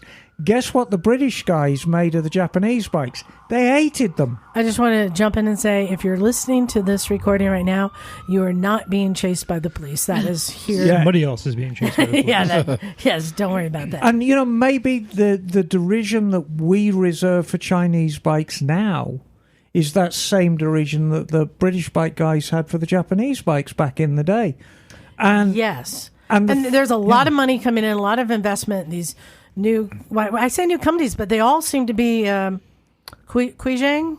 They keep buying more and more names. Right. I just saw another one that they Zhongshan, French name that they're using. It's another brand under their umbrella. So I think we're coming into it, but does anyone else have an argument? And Emma, has anybody changed your mind yet? Oh no. Okay. I've said this before on the podcast, and I will say it again. I would give up everything I own, every friend I've got, every single thing that I hold dear. If you presented me with a time machine and said you can go back to 1977, I wouldn't even make a decision. I'd just jump in it and go. And I've never deviated from that. And that doesn't mean I get all sort of weird and upset and maudlin about it. It's just a fact. Okay, Mike, what do you got? So I actually ride a Chinese bike as one of my second bike. Cool. I What have is a it? CF Moto 650 Adventura. Oh, yeah. It's basically the thing that looks like a Versus. And it basically performs like a Versus, but it was also $3,000 cheaper sticker price. And basically, I traded straight across when my RT died. I needed a commuter, so I traded off. But most importantly, it rides as good as any other bike I've ever had. It's incredibly comfortable. It can keep up on group rides. Like, it's been perfect. And I would also argue that a lot of the bikes that are out there, most of the smaller BMWs are either straight Chinese bikes or Chinese engines put in. And KTM is building bikes in China now, moving right? to China, yeah. Right. A lot of the bikes that I have, like the bike I have, is a Kawasaki based engine, right? They built it licensed from Kawasaki. So all of this stuff is really, and even the new Harley trainer bike is a Chinese produced thing. So I think it's happening, even if people aren't necessarily willing to take the name. It's already starting to come. I remember. Oh, sorry, Liza. You're saying that the golden age is coming, or is here? Well, I don't know if it's a golden age, but I do think it definitely opens up a whole new niche of motorcycles that American producers have ignored. American producers have ignored small bikes or medium-sized bikes. Whether it's Indian or Harley, they have both ignored the smaller bikes for a long time, and this is opening that up again. But for you, what is the golden age then? If it's not what's coming? For me personally, it's the 1990s for all the reasons that I talked about earlier. Okay. So All right, so Sam said, "What about Cove?" saw Kove's at AIM last year, and I was really impressed by them. And a friend of mine who runs the Everride channel on YouTube just picked one up and has been documenting his impression of it. And so everything I've seen about the Kove is really freaking awesome. What about the Amigo? What about it? Work required. Work required. Let me tell you, you got a lot of rides today, and there were a lot of people grinning like idiots when they rode it. So, if we're going to revisit the 70s again, but with an idea of how things might pan out in, the 2024s and beyond. If we go back to our British versus Japanese argument, all the British bike guys hated the Japanese bikes because. But what they didn't realize at the time, and of course a lot of them realize now, is the whole British bike movement was pretty much dying. And motorcycling as an occupation was kind of dying off. And when this flood of these high performance, brightly colored, reliable Japanese bikes came in, it reignited the whole motorcycle scene, which made things better for everyone. And begrudgingly, I've talked to some of these guys from back in the day, and they say, yeah, I mean, the truth is we can look back and realize that had there been no explosion of Japanese bikes, motorcycling as we know it, certainly in England, may have died out. And, of course, over the years, there's been this reignition of interest in vintage bikes. Thanks to, and the Niken in England. Right. Very popular. Hugely popular bike. But it was this explosion of interest from young people. Because, like it or not, we have to get young people involved in these things. We have to get young people... That explosion of interest is exactly where I was going. Right, and this is what's happening now. But how much of that... How many people, when you were growing up, were riding motorcycles because that's what they could afford because of the economy? Well, there always was a little of that, and that was true in my case. But a lot of people rode motorcycles through choice. I mean, there's always been plentiful amount of cheap cars in England because in the wintertime you salt the roads. And so if you salt the roads in the winter, it eats vehicles up with rust. So you could get like a scabby Mini 850 for far less than you'd pay for a motorbike. And, you're driving. So if you were to go to any high school in England, you'd see, yes, there are plenty of motorbikes in the parking lot, but there's plenty of cheap, scabby cars as well. So it was, in my case, it's because, my family was so poor. If I wanted to go out and have some fun, a car was off the cards of any amount, but I managed to cobble together bikes and we went from there. And then, that was at sort of 15, 16. And then once I was out earning, now you're earning. Now you can like, oh yeah, I'm going to buy that GS1000. Yeah. Cool. Jocko. Yeah, I want to hear the race guy, what he thinks. Modern life. Well, race organizations are struggling at the moment. There's a lot of good signs, but overall they are struggling. But I don't want to talk about racing right now. I think the one big thing is like this motorcycling, golden era motorcycling, splits into two: motorcyclists and motorcycles. Everybody can have an opinion about what's the best era for motorcycles. What were the motorcycles they like the most? What are the biggest technical leaps they ever took?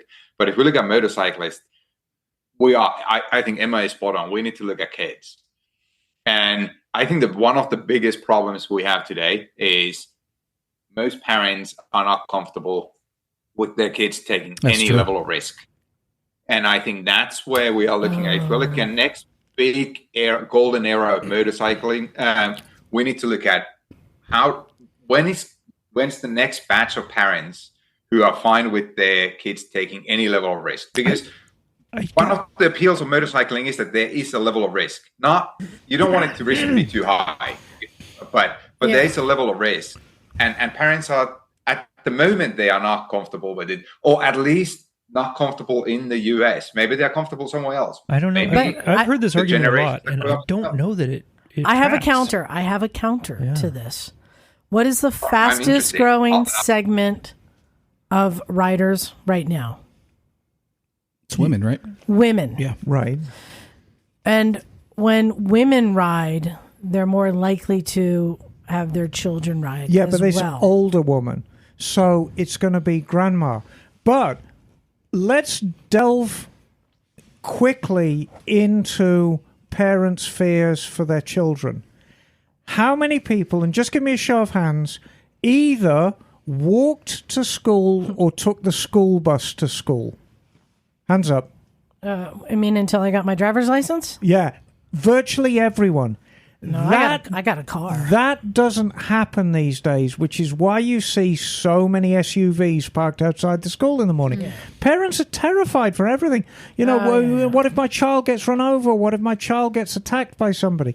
The risks haven't increased. There aren't any more people around now that would do harm to your child than back in the 60s or back in the 70s. What we find out now, the fear is larger because we have more access to information. We've got, instead of somebody who did some unspeakable things to a child being a line in the newspaper, now it's splashed all over the TV and the internet. So, you know, parents, and rightly or wrongly, are a lot more frightened. I like to think that the good side of it is the world is a safer place for children. That's the good side of it.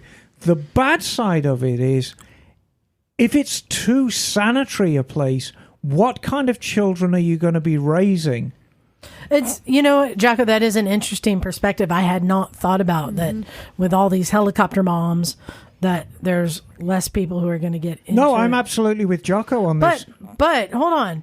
Everybody here, I'm going to assume everybody here got into riding because somebody they knew they thought was cool rode, and they wanted to ride too. Oh, yeah. Right?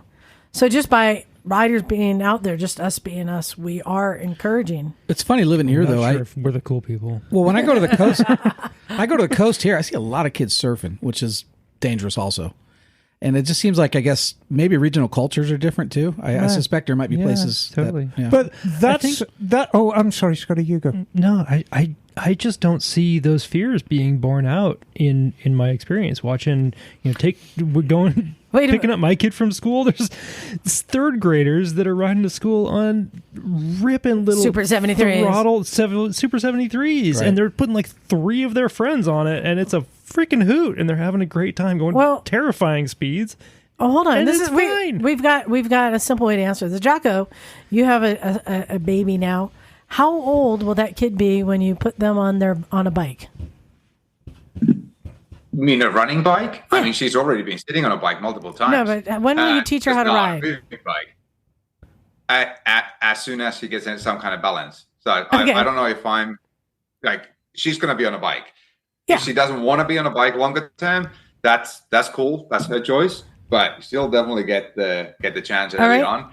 And And Wendy and Mike, has Montessa ridden a bike yet? Yes. Yeah, Montessa had a PW before she There you was go. able to ride a PW. That But- kid's badass. Yeah. Is there anyone here who's a parent who doesn't want their children to ride until they're older? Okay, I think we solved that. I think we self-selected. We this are one, all too. bad influences. Good job. So, Wendy, what else? Do you have anything else? You had your hand up. Yeah, Carol. we've kind of hit a few different topics here, and I know it may surprise a lot of you to know, but I'm not actually British. But a lot of my British buddies, my older customers and things said, they bought British bikes because on Saturday they could go down to the Norton factory or the Triumph factory and give a hard time to the guy who screwed up his bike and get things resolved. And then they also gave crap to the Japanese bikes. Like this was the new kid on the block. Right. These were the garbage bikes coming up, right? And so now kind of Japanese bikes have become the standard of performance and fit and finish, and Chinese bikes are the garbage.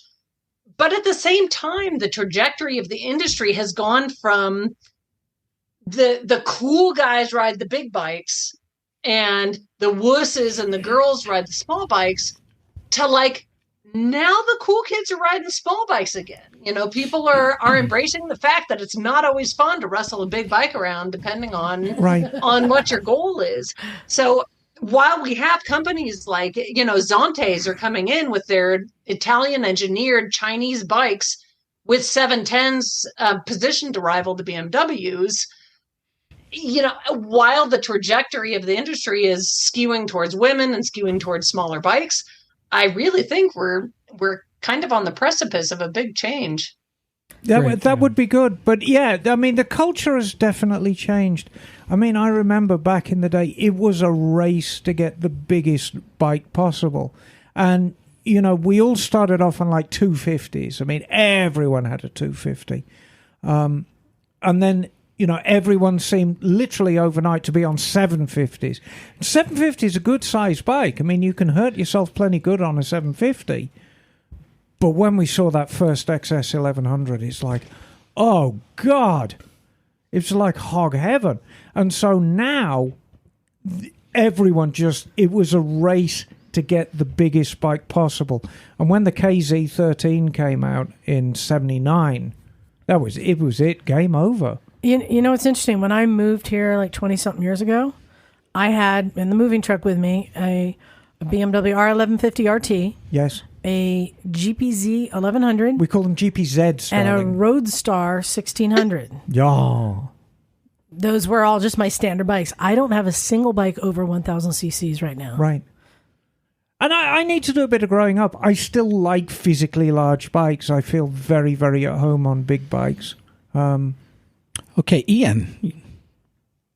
Hey, yeah, just addressing what we were talking about of bringing youth into our sport. And I've been lucky enough, my neighbor here cruises by my house on a two-stroke so loud that you can't help but like, where's the bike? Everyone breaks their neck looking for the bike.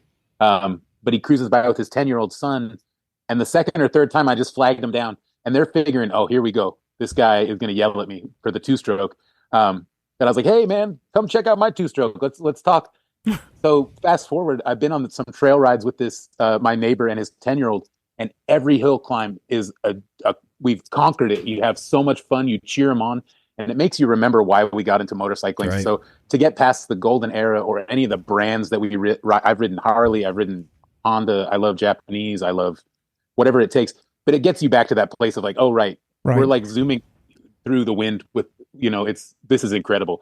And we get back to that place of like bringing youth in. Go ahead, Liza. I just want to point out when you're saying, hey, kid, come in my garage, check out my two-stroke. I'm hearing, hey, you want some candy, kid?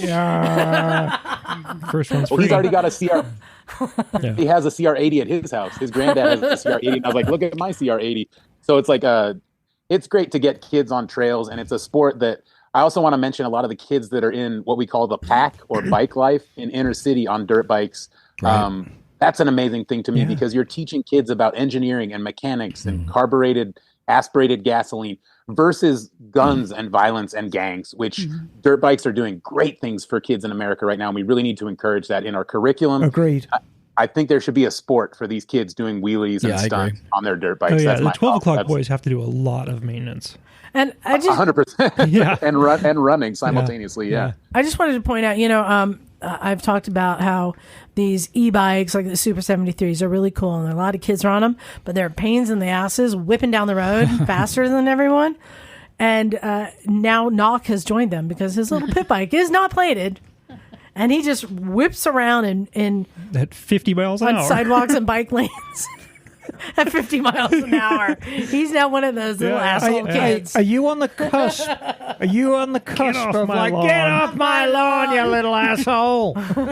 Okay, Mike, you've been waiting a while. Mikey! So around here, the where's fastest your growing group of people, so Missouri. Thanks. So the fastest group of riders, the growing group of riders that I see are like high school kids and college kids on little Groms and Grom clones. Like they're the ones doing the modifications. They're the ones doing, they're putting the lights on the bikes. They're not doing a lot of like really big heavy duty changes to the engine, but they're putting new exhaust. They're doing stuff like that. And they're the ones hanging out in the parking lots at the school. And that really is where I'm seeing a lot of excitement, and they're out riding around all over. It's like little tiny 125 Hell's Angels going on everywhere, and it's so much fun to watch. Oh, that's so cool. And there's a bunch of 250 kits now. You can put a 250 into a Grom now. Not to mention the mini bike mobs that go around Los Angeles on the just tiny mini bikes and take over the town. Those are also incredible. Yeah, Bagel's not here. So Emma, Sam wants you to get a GSA. Never gonna happen. No, she's never going to get it. Well, no, just hang on a minute, because rather than just say no, whenever I do the castles and curves and the... Oh, yeah, I know where you're going with this. Well, no. Whenever I do the going. castles and curves and I do the training tour, I always do an F900R. And I like it for its agility. I like it because, I mean, the thing books. You put that thing into dynamic mode and it hauls ass, and it's a good thing. But I always put in a few miles on a GSA. What are you going to be riding this year? Oh, do you not know yet? Yeah, I do. Yeah, what are you going to be riding? F900R. No, you're not. Really? They ran out. You're getting the GS13. Oh, God. I talked to Kat. He's like, well, Emma gets to do a review of the GS13. There you go. So you go. I mean, GSs are their own thing. They're so different from everything else on the road. It's not your they? style. You like a sport bike. You like something that has a nice ass. Yeah, exactly. Yeah, the GS is not. No, the GS does not have a nice ass. Speaking of nice asses. Johnny Powell. Yes, Johnny Powell. And his nice ass. Go ahead, buddy. I'm not sure about that segue. Just run with it, Johnny Powell. Just run with it. Compliment. So yes, for Dolomites, I upgraded from the 900 to the 1300 GS, and I'm super stoked. Okay. To ride like basically the flagship, brand new. Yes. I'm stoked. I think it's going to be a blast. Okay, so we can have a competition, Johnny, to see who crashes theirs first. That's not a good I competition. love that idea. Wow. No, it's if you have not experienced a late model GS yet, they are just masterpieces of technology. Sounds like just they fall over easy. Masterpieces. I tell you why I don't like them. I whack my shins on the cylinders. Well, yeah. Well, it could be worse. Do you remember? Well, no, it could be worse if you were on a Moto Guzzi. Do you remember who got the only injury on the naked ride a couple of years ago? Do you remember who? You. And do you remember what it was? A burn. On my knees, because I slid forward on the seat and burnt my knees on the cylinder head. You were on a BMW or a Moto Guzzi? Moto Guzzi. I was on my V11. We're getting close on time. So, Scotty, I wanted to come to you because you have a question for Emma. In fact, it is a tell me why question, isn't it? Tell me why, how. Wait. No, you got to start the question. Oh, tell me why. Tell me why. I was wondering, because I have an idea of how my transmission works. I have an idea of how my clutch works. I have no idea how my auto shifter, quick shifter, does the clutchy things. Oh, I think I have an idea. Oh no, that's the easiest thing. I also think there's a bunch of different versions of it. Is that on your Husky? Which bike? Yeah, is my it? Husky. Yeah. I think there's a bunch of versions of it. Okay, and I don't know how they work. Okay, but hold on, because Emma, we don't have 2 hours for you to explain. No, it's going to be quick. It's not going to be like last time. Because the Nikon has a quick shifter too, and I think I know how it works. But I'll let you explain it. It's very, very easy. There's an electrical element and a mechanical element. And the electrical element, when your foot hits that gear shift, it cuts the ignition. Yeah, but how does the clutch do the clutch thing? Well, here's the thing. It's actually got a mechanical element in the clutch. So when you cut the ignition, to cut a long story short, the transmission's still saying go, go, go, and the engine's going no, no, no, stop, stop, stop. And there's a mechanical element in the clutch, and there's ramps. so that the clutch basically disengages itself. But you don't actually need a clutch to change gears. Yeah, but there's a clutch element in there as well. But the first plate, it's a slipper clutch. You can't have a quick shifter without a slipper clutch. You can't do it. So the way a slipper clutch works is when the clutch loads up, it disengages the clutch, and that's a mechanical element. That's ramps and torque. So that's basically how it works.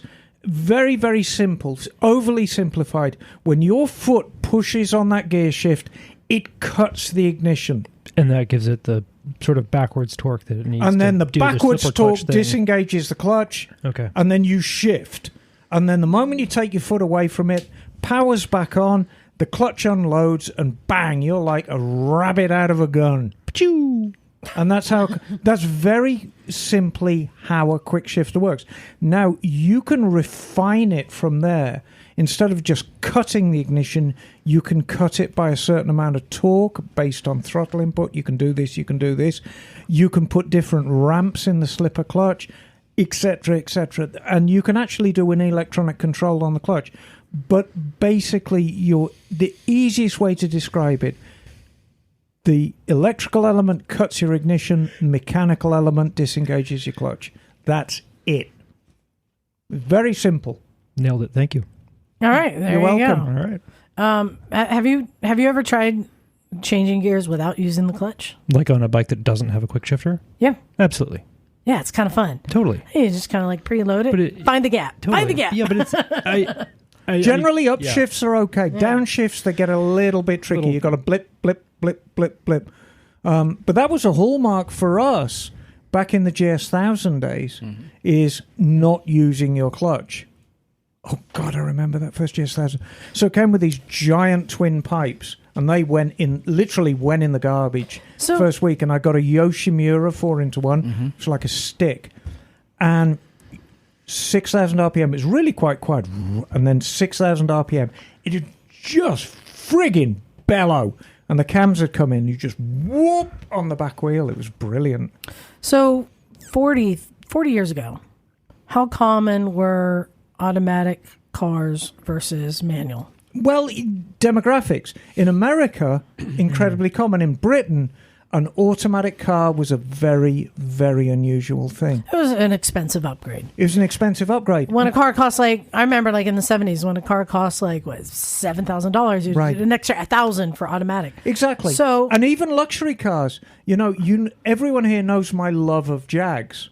And all my Jags in England were all manuals. But now, it's hard to find a manual.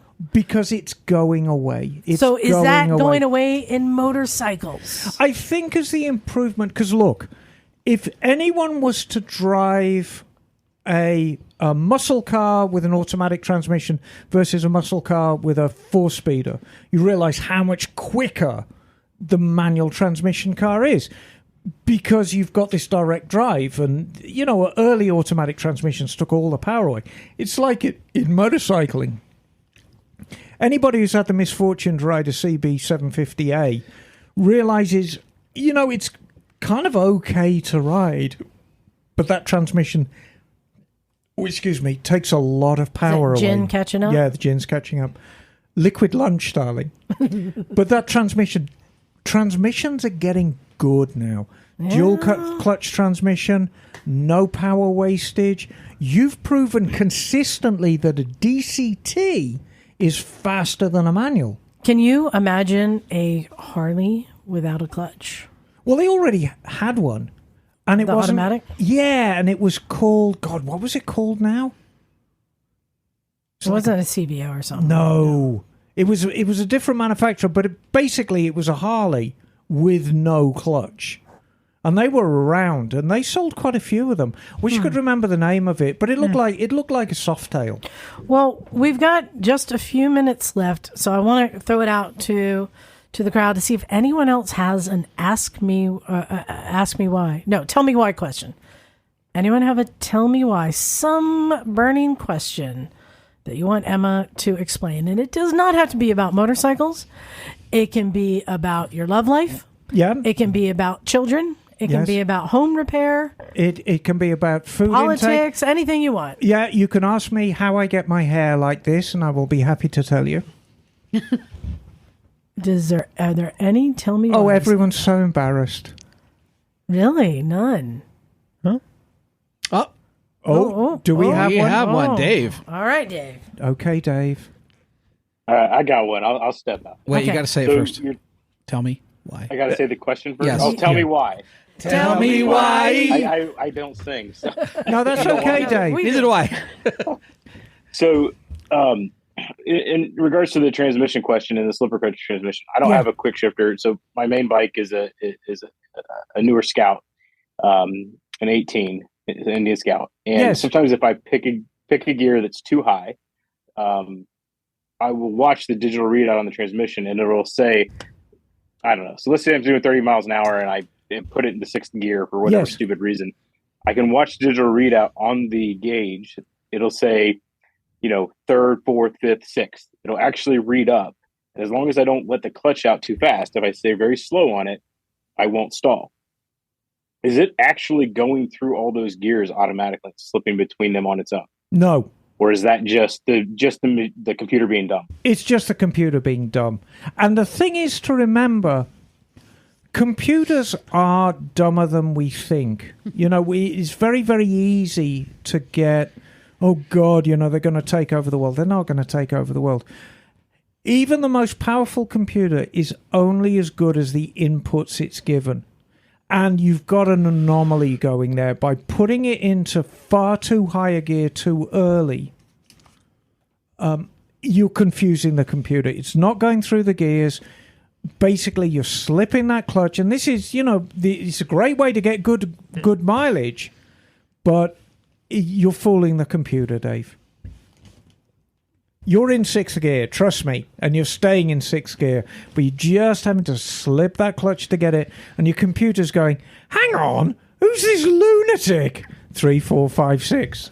So there you go. All right. Are there any other tell me whys? All right.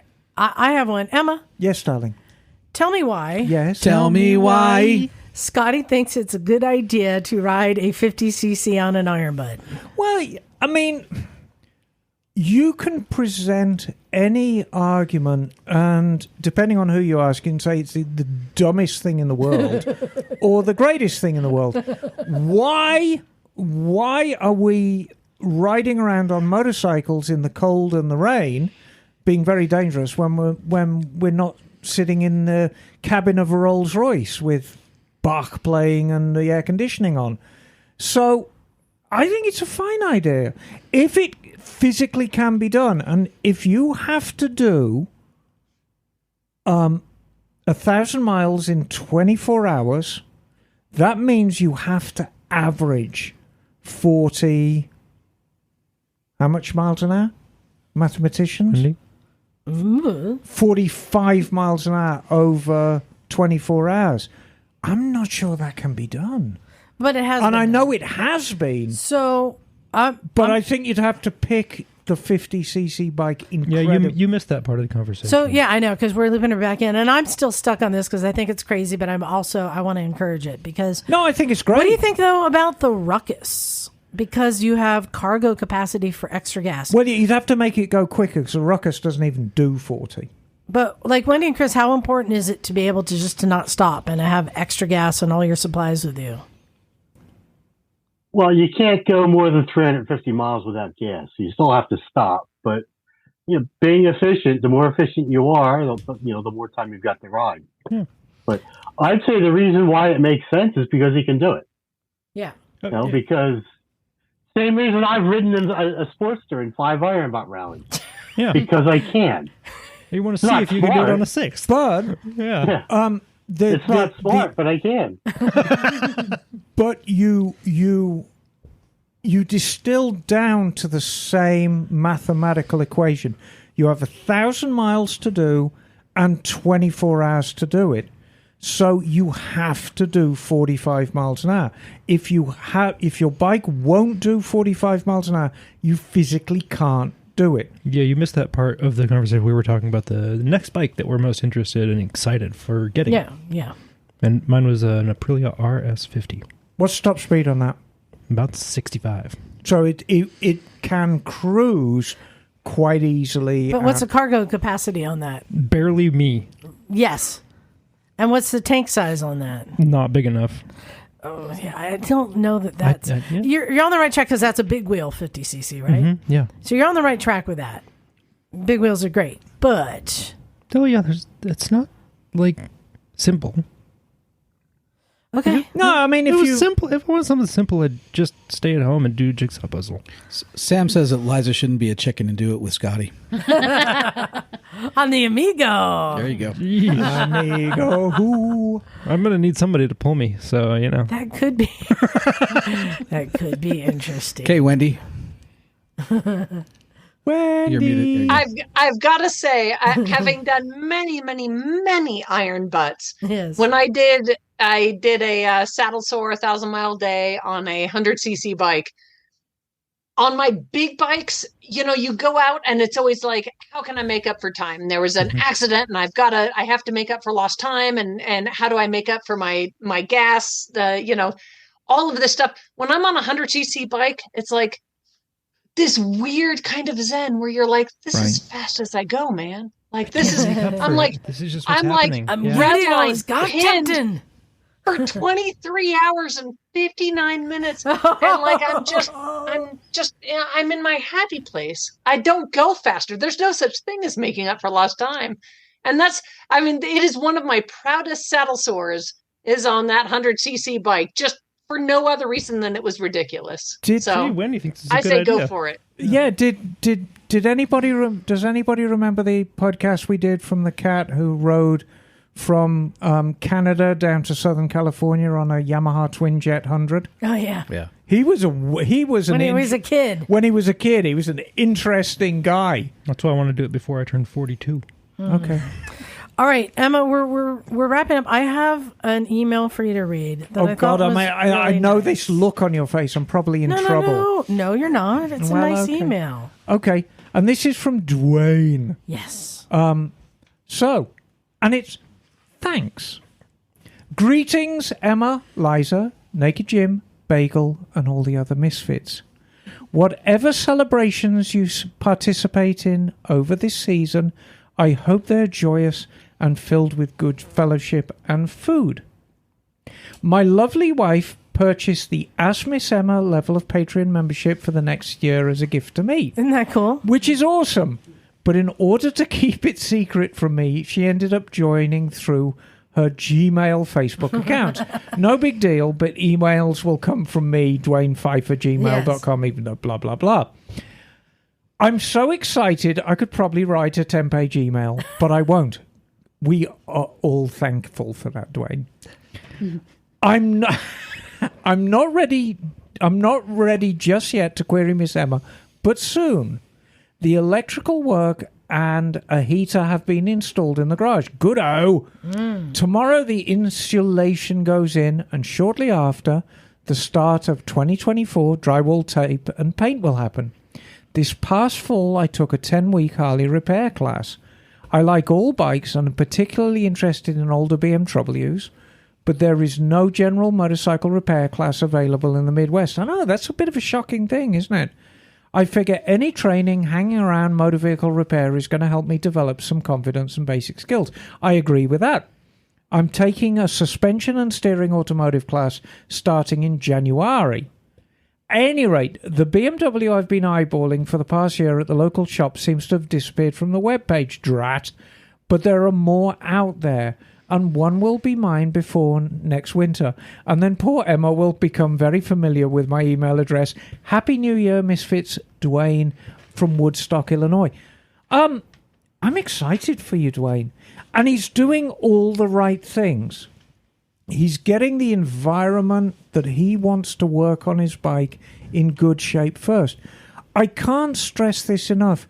If you are stuck in a shed with a mud floor and just dismal surroundings, it's very, very hard to work to any kind of standard. So if you have a nice garage that's dedicated to it, you're generally going to do a better job. And if you're not thinking, oh, it's cold, oh, I'm hungry, why is the rain falling on my head? You can concentrate on the task at hand, which is resurrecting your vintage BMW. Any question you've got, Dwayne, I will help you. And the thing is, for those of you that don't know, who haven't actually dipped into the Ask Miss Emma thing, I will follow through with people. I've actually gone backwards and forwards with people over a year, helping them through their bike. You can't just ask a question and it's over with. I will stay with you until your bike is running. And I've done a couple like that. I remember our chef friend who had the Shadow. Right. It took him about a year to get that bike right. And he'd come back to me with a set of symptoms, and I'd say, well, this is what you've got to look at. Then he'd come back with new symptoms, and then we said, well, this is what you've got to look at. But he got there in the end. You push him in, you ride him home. Well, and yeah, this is also just a lead in. A big thanks to, all of our listeners, all of y'all here, especially all of our Patreon subscribers. Emma, you don't know this, but I've already made the first purchase using Patreon money of $24 for a new item to be added to the garage. Oh, that's great. And it is, do you know what a Rabiconda tire changer is? Yes, I do. What do you think of them? I think they're great. And I was thinking about donating my tire machine, because sooner or later I'm going to have to upgrade my tire machine. But I just don't have the room for it. But you don't have the room because it's a giant thing and it needs a monstrous compressor to run it. So it's really for commercial garages only. The Rabicon, I saw them demonstrate it. It's absolutely superb. What a great machine. I figured it'd be a good addition to the garage and a good way to use the money to add another tool. They're pretty expensive. It was like $500-$600. Yeah, Johnny Powell says he loves the street tire one. Right. Yeah, that's what I got, the street tire one. I've got a bunch of tires to do that I've kind of been dragging my feet because it is kind of a pain. So I'm looking forward to trying this, but it's just another way of saying thanks to all of our Patreon subscribers, because this is the kind of things that I'm using the money, buying new tools that are going to help even more people in 2024. And we promise you that we don't use Patreon subscriber money for more cosmetic surgery for Emma. We spend it all on motorbike stuff. Except for that time that we got the stack of $100 bills when we went to get to the steakhouse in Portland. Shh. What? I've heard about that steakhouse. The unionized steakhouse. So we're getting ready to wrap up. AMA Vintage Days. I hope some more of you are coming. I know. Wendy and Mike, you going to be our neighbors again? Yep. Yeah. They say yes. I'm sorry, guys. Once again, I'm going to be in Italy, so I'm going to miss. I thought that you changed the dates. Did he? Yeah, he changed the dates so you could come to Vintage Days. Oh, God. You have no excuse now. I'll be there. I'll be there. The only thing is there's no bus for you to sleep under. Oh, shit. What am I going to... What are you going to pass out under now? Okay, I'll figure. I'll find some poor hapless family in an RV and just pass out under them. Mummy, there's a dead woman under the bus.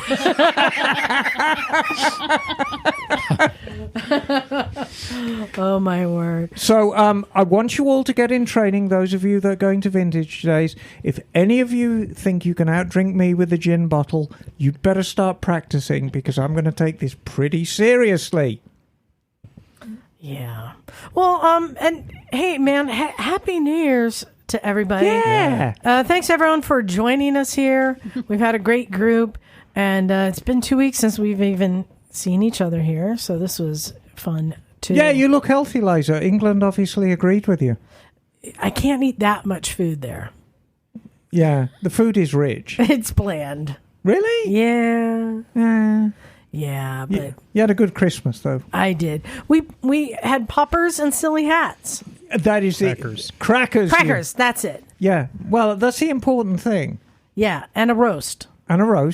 Yeah. And did you sit and watch King Charles at 3:00? We did listen to his speech. Of course you do. That's Chris. That's what you do, the King's do. speech. Yeah, you do listen to the King's speech. Of course, it was the Queen's speech in my Everyone's day. like, it's time for the Queen's. The King's speech. That's right, and everybody sits down and listens to the King's speech. Yeah, he was all right. Yeah, he was all right. He's a good egg. Well, it's ready to wrap up. Again, thank you to everyone. What a great year. I love you all, darlings. Emma, as we're going away, for all of the people who joined us via Zoom, why don't you give them another flash of the panties? Oh, there it is. Took your picture. Oh, there's a child. Oh, my God. Oh, no. There's a child. Montessa, darling. Yeah. I'm so sorry. All right, I think it's... Montessa, I want you to pay attention very carefully. That is not how ladies should behave. Are you listening, young lady? A lady can behave however she wishes. Yes, no, she can. Yeah, well, hopefully she'll be at Vintage Days too. I hope so. You can teach her how to be a lady there, Emma. Nicely done. As you're crawling under their truck to go to sleep. Yes. Yeah. Hey, go to Motorcycles and Misfits if you want to find links to everything. We don't have shirts, but we do have a link to our Zazzle, and we sold some more Zazzle. People like the Emma's Army stuff there too. Yeah, I mean, Emma's Army, we haven't really talked about Emma's Army in a while, but Emma's Army is still very much going strong. And I think next week I'm going to do a little reminder of what it really should mean to be in Emma's Army, and I'm going to get a bunch more stickers, so I'm going to give them out. Okay. And of course, if you want to send us an email, John, where do they send it to? Recyclegarage@gmail.com. That is not correct. Phil at Cleveland Moto. Nope, that is not correct. That's the complaints department. Motorcycles and Misfits at gmail.com. I put you Send on, it to the designated crying corner. Yeah, exactly. And send all complaints to Phil at clevelandmoto.com. All right, I think we're ready to wrap up. For all of you here, unmute because we need you for our outro. You know the final thing to say. Let's get everyone in on this. So thank you, everyone, for sticking with us. It's time to get out of here. This is Liza. Stumpy John. Emma, darling. Scotty. Melissa. And we are out of here. Cool.